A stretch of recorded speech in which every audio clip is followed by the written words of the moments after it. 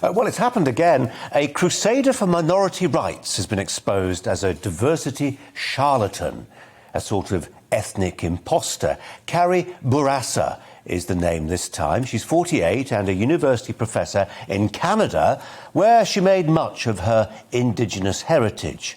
Bourassa dressed in a blue shawl, carried a feather and went by the native name Morning Star Bear. She appeared at conferences and said she was guided by the spirits of her Indigenous ancestors. The only problem was she was talking out of her wigwam. The truth is that her heritage was much like that of other European immigrants. Morning Star Bear family, the Morning Star Bears family, were not from the Great Prairies, but from Poland, Russia and Czechoslovakia. She's been publicly shamed and forced to stand down from a job giving health advice to Indigenous Canadians. Well, we've been here before. President Trump never tired of teasing his Democratic rival, Elizabeth Warren, who claimed native Cherokee heritage and repeatedly referenced her roots when campaigning. This was President Trump in 2017 telling ever so slightly bemused Native American veterans about his nickname for Warren. And I just want to thank you because you're very, very special people. You were here long before any of us were here. Although we have a representative in Congress who they say was here a long time ago. They call her Pocahontas. But you know what? I like you. Oh, the good old days. Well, when pressed, Elizabeth Warren couldn't produce evidence of her non-whiteness. Eventually, she released a DNA test that hinted at a distant Native American ancestor, possibly from 10 generations ago. Other campaigners have passed themselves off, not as Native Americans, but as African Americans.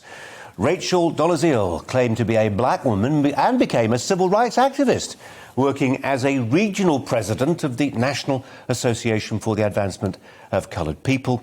You may remember this story. She was forced to resign in 2015 after she was outed, effectively, by her white parents. Well, it's not just North Americans who fall foul of ethnic imposter syndrome. Just this weekend, a British pop star, Jessie Nelson, formerly of the band Little Mix, not entirely familiar with most of their back catalogue, but I'm told they're quite good, was criticised by her former bandmates. Nelson stands accused of a newly minted woke transgression called blackfishing. She wears braids and fake tan, enough for some fans to assume she was mixed race, which she isn't, by the way, she's white. One of her seemingly embittered former bandmates, Lee Ann Pinnock, explained to The Telegraph, capitalising on aspects of blackness without having to endure the daily realities of the black experience is problematic and harmful to people of colour.